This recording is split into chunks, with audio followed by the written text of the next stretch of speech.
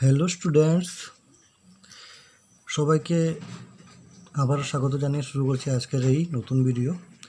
আজকে আমরা ক্লাস 9-এর অনুশীলনী 1.2 দেখব। অনুশীলনী 1.2-তে বলা হয়েছে 1 নম্বর প্রশ্নে যে নিচের উক্তিগুলো সত্য না অসত্য সংক্ষেপে যুক্তি দাও। তো প্রথম পাঠে বলা হয়েছে প্রত্যেক অপরিমেয় সংখ্যা একটি বাস্তব সংখ্যা। কি বলা হয়েছে? প্রত্যেক অপরিমেয় সংখ্যা একটি বাস্তব সংখ্যা। তাহলে কথাটা সত্য না মিথ্যা? এর আগে আমার জানতে হবে বাস্তব সংখ্যা কি, অপরিমেয় সংখ্যা কি। তো অপরিমেয় সংখ্যা নিয়ে, বাস্তব সংখ্যা নিয়ে আমার একটি ভিডিও আছে, সেটি তোমরা নিশ্চয়ই দেখেছো। যদি না দেখে থাকো তাহলে আগে ওই ভিডিওটি দেখো, তারপরেই ভিডিওটি দেখবে। তবু সংক্ষেপে আমি বলে দিচ্ছি। আগে জানতে হবে পরিমেয় সংখ্যা। পরিমেয় সংখ্যা কি? পি ডিভাইডেড কিউ আকারে যে সংখ্যাগুলোকে লেখা যায় এবং যেখানে কিউ নট ইকুয়াল টু 0। ঠিক আছে। আর কি হবে? পরিমেয় সংখ্যার ক্ষেত্রে আমরা যতগুলোই ভাগ প্রক্রিয়া করব, এর মধ্যে কিছু ভাগ প্রক্রিয়া শেষ হয়ে যাবে, অর্থাৎ অবশিষ্ট শূন্য আসবে, এবং কিছু ভাগ প্রক্রিয়াতে অবশিষ্ট শূন্য আসে না, কিন্তু রিপিটেড নাম্বার আসে, অর্থাৎ ঘুরে ঘুরে একই নাম্বার বা কয়েকটি নাম্বার বারবার ঘুরে ঘুরে আসে। অপরিমেয় সংখ্যা ঠিক তার উল্টো, যে সংখ্যাগুলো পরিমেয় নয়, অর্থাৎ ভাগ প্রক্রিয়ায় শূন্য তো কখনো আসবেই না, আর রিপিটেডও হবে না, যে বারবার ঘুরে ঘুরে সংখ্যাগুলো আসবে না। তো ওই সংখ্যাগুলোকে অপরিমেয় সংখ্যা বলা হয়। যেমন অপরিমেয় সংখ্যার মধ্যে আমরা জানি যে √2, √3, √5 বা পাই, এগুলো অপরিমেয় সংখ্যা। এবার জানতে হবে বাস্তব সংখ্যা কি। বাস্তব সংখ্যা এই পরিমেয় এবং অপরিমেয় সংখ্যা মিলিয়ে যে সংখ্যা হয় সেটাই হচ্ছে বাস্তব সংখ্যা, অর্থাৎ সকল সংখ্যাকে নিয়েই হলো বাস্তব সংখ্যা। তো অর্থাৎ বাস্তব সংখ্যার মধ্যে পরিমেয় সংখ্যাও আছে আর অপরিমেয় সংখ্যাও আছে। এখানে কি বলেছে যে প্রত্যেক অপরিমেয় সংখ্যা একটি বাস্তব সংখ্যা। কথাটা কি সত্যি হলো? অপরিমেয় সংখ্যা যতগুলোই আছে, এদিকে অপরিমেয় আর এদিকে পরিমেয়, সবগুলো মিলেই হচ্ছে বাস্তব। ঠিক আছে। তো এই যে নাম্বারগুলো সবগুলোই তো বাস্তব সংখ্যা, এই নাম্বারগুলো বাস্তব সংখ্যা, তাহলে এই কথাটি হবে সত্য।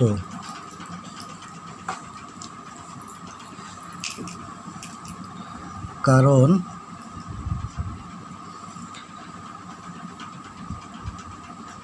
বাস্তব সংখ্যার মধ্যে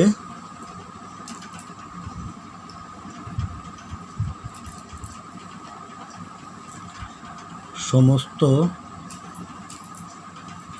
পরিমেয় এবং অপরিমেয় সংখ্যা বিদ্যমান থাকে।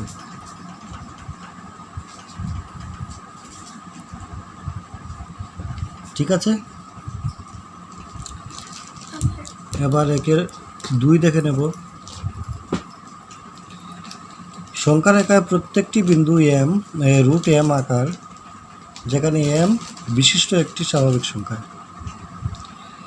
তো সংখ্যা রেখা তো নিশ্চয়ই জানো, একটি রেখা আমরা জানি, যেখানে মনে করো 0, 1, 2, 3 এভাবে সংখ্যা আছে, এদিকে -1, -2, -3 এরকম সংখ্যাগুলো আছে। তো এটা হচ্ছে একটা সংখ্যা রেখা, এবং এদিকে যতদূর সম্ভব বাড়ানো যাবে এবং এদিকেও যতদূর সম্ভব বাড়ানো যাবে। তো এখন কি বলছে যে সংখ্যা রেখায় প্রত্যেকটি বিন্দু √m আকার, যেখানে m বিশিষ্ট একটি স্বাভাবিক সংখ্যা। কথাটি মিথ্যা।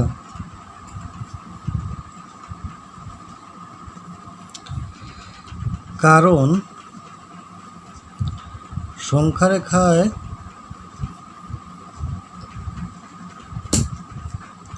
√2 এবং √3 এর মধ্যে অসীম সংখ্যক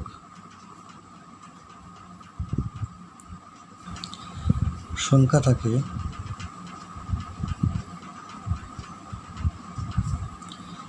যাহা √m এর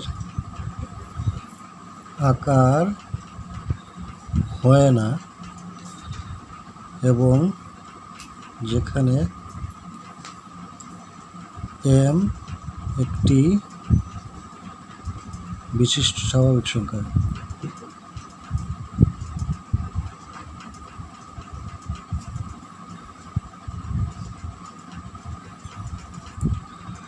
তো এই কারণেই সংখ্যা রেখায় প্রত্যেকটি বিন্দু √m আকারে হয় না, কারণ আমরা জানি √2 এবং √3 মধ্যে এখানে অনেক অনেক অসীম সংখ্যক সংখ্যা রয়েছে যেগুলো √m এর আকারে হয় না।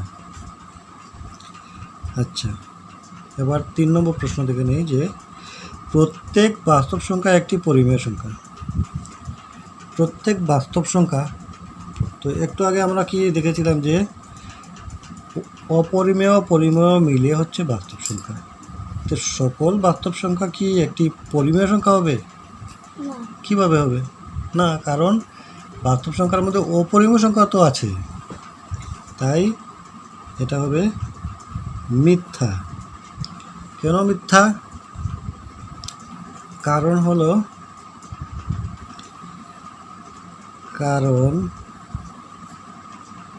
বাস্তব সংখ্যায়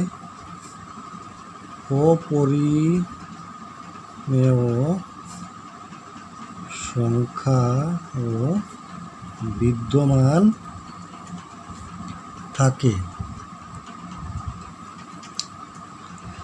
গেল 1 নম্বর। এবার আসবো 2 নম্বরের দিকে। 2 নম্বরে কি বলা হয়েছে? সকল ধনাত্মক অখণ্ড সংখ্যার বর্গমূল কি অপরিমেয় সংখ্যা? যদি না হয় তবে এমন একটি উদাহরণ দাও যার বর্গমূল একটি পরিমেয় সংখ্যা।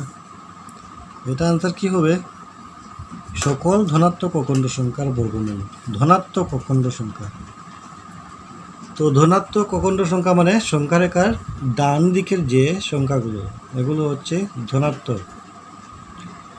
তো ধনাত্মক অখণ্ড সংখ্যার বর্গমূল কি সবগুলোই একটি অপরিমেয় সংখ্যা হবে? বিলকুল না। উত্তর হবে না। না দিয়ে একটা কমা দিই, দিয়ে লিখবো যে সকল ধনাত্মক অখণ্ড সংখ্যার বর্গমূল অপরিমেয় নয়।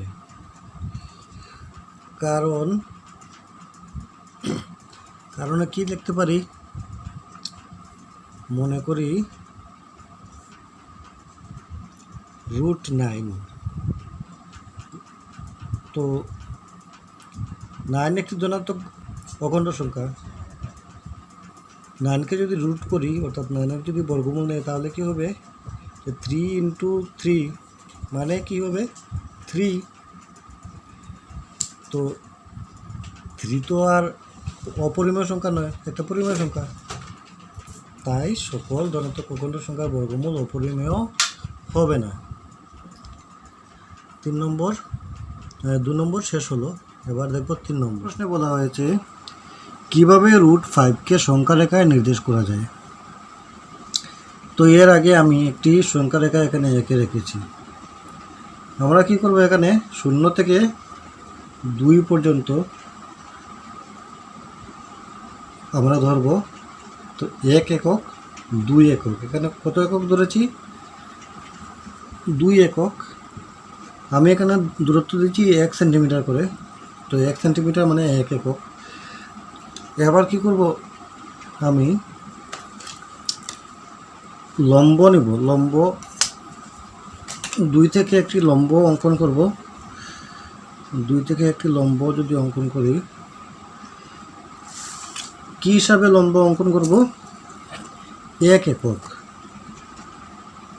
1 এককের একটি লম্ব অঙ্কন করব। তো এতটুকু। তারপর কি করব, এটাকে এভাবে মিলিয়ে দেব। এটাকে এভাবে মিলিয়ে একটি সমকোণী ত্রিভুজ হয়ে গেল। আচ্ছা, এখানে হচ্ছে এটাকে ধরি ও, এটাকে এ, এটাকে বি ধরে নিলাম। তো এখানে হচ্ছে 2 একক আর এখানে 1 একক, এদিকে 2 এদিকে 1। পাইথাগোরাসের যদি আমি সূত্রটি অবলম্বন করি বা ধরি, তাহলে কি হবে যে এটি হচ্ছে এই ত্রিভুজটির অতিভুজ, অর্থাৎ সবচেয়ে লম্বা যে বাহুটা। তো পাইথাগোরাসের সূত্র মতে অতিভুজ স্কয়ার সমান অন্য দুটি বাহুর বর্গের যোগফল। তো এখানে অতিভুজ কি, অবি। তো ত্রিভুজ OAB এর OB square is equal to OA square plus AB square. তো OB মান আমাদের পেতে হবে, তাই ও এর মান আমরা জানি কি, ও থেকে এ পর্যন্ত 2 একক অর্থাৎ 2 স্কয়ার, AB 1 একক অর্থাৎ 1 স্কয়ার। তো 2 স্কয়ার অর্থাৎ 4 যোগ 1 স্কয়ার মানে কি 1। তো 4 আর 1 5। তো অতএব OB সমান কি হবে, OB থেকে যদি স্কয়ার উঠিয়ে নেই তাহলে 5-এর উপরে একটি রুট এসে যাবে। তো OB সমান √5 পেয়ে গেলাম। এবার কি করব, OBকে ব্যাসার্ধ নিয়ে একটি বৃত্তচাপ অঙ্কন করব। আর বৃত্তচাপটি যেখানেই সংখ্যারেখাকে ছেদ করবে সেখানেই হবে আমাদের √5। তো একটি বৃত্তচাপ অঙ্কন করে নেই। তো OBকে কেন্দ্র করে ব্যাসার্ধ নিয়ে একটি বৃত্তচাপ অঙ্কন করলাম, যাহা সংখ্যারেখাকে মনে করি আমি ওই বিন্দুটি সি বিন্দুতে ছেদ করেছে। আর এই সি বিন্দুই হচ্ছে আমার √5। সি বিন্দুটি হচ্ছে √5। তো এবার আমরা লিখে নেব যে সংখ্যারেখায়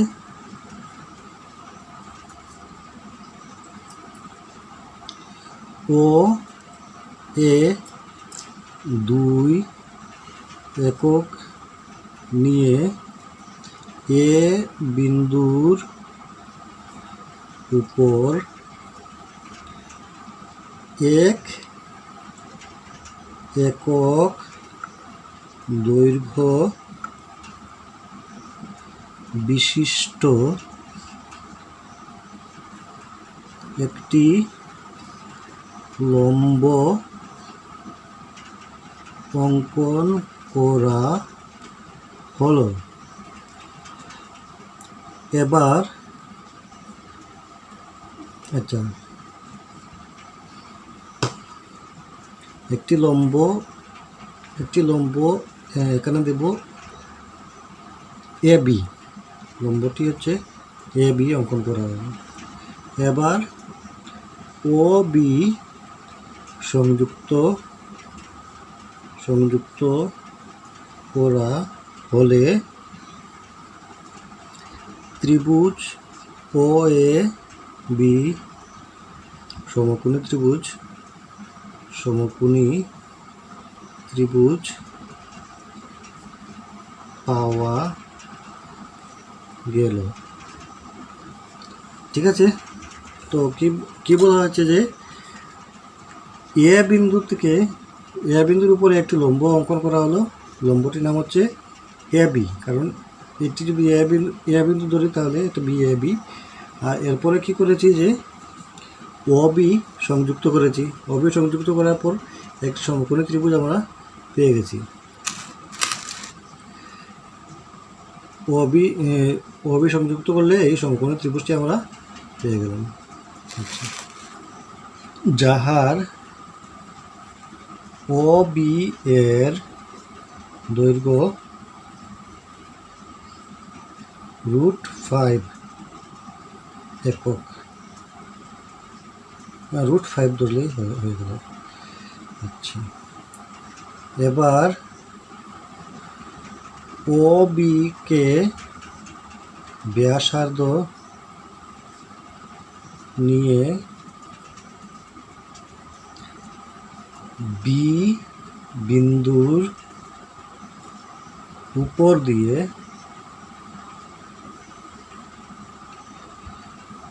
সংখ্যারেখার উপর দিয়ে সংখ্যারেখায়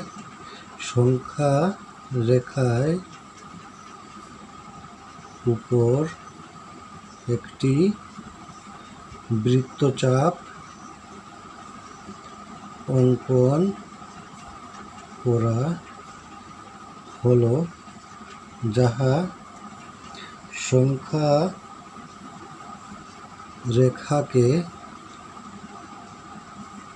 C বিন্দুতে ছেদ করে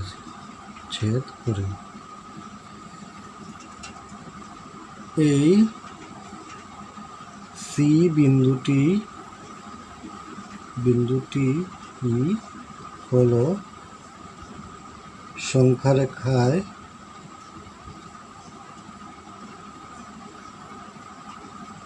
√5 এর অবস্থান। বাস হয়ে গেল। সংখ্যারেখায় আরবার একটু বুঝিয়ে দিচ্ছি। সংখ্যারেখায় OA 2 একক নিয়ে OA 2 যে বিন্দুটি আছে এই বিন্দুটিকে আমি A ধরেছি।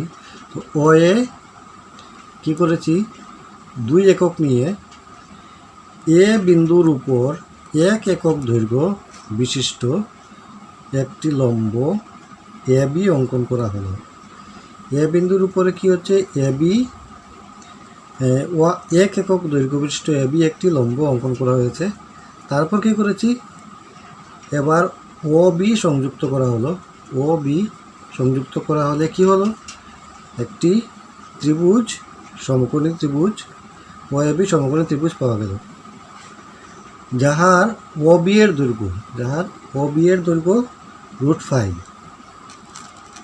ঠিক আছে, এবার OB কে ব্যাসার্ধ নিয়ে B বিন্দুর উপর দিয়ে সংখ্যারেখার উপর একটি বৃত্তচাপ অঙ্কন করা হলো, যাহা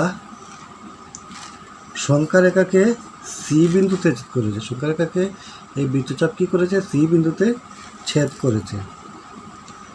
করেছে।